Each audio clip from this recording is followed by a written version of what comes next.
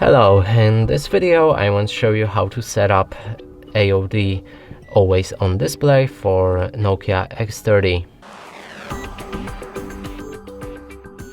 So sadly on this device you can't find such option, but we can actually fix that by downloading some app from Google Play Store. So open your Google Play Store and enter the search, write the Movies Edge app.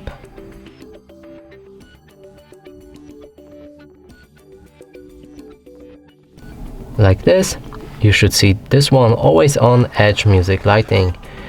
Select it and download it. When it's ready, hit the open. Here you need to give it access to draw over other apps. So locate the Movies Edge and allow display over the other apps. You can go back and from here the app should be ready. You can customize a different theme right here or for your AoD. And that's it for this video. Hope you like it. Please consider subscribing to our channel, leave a like and a comment below.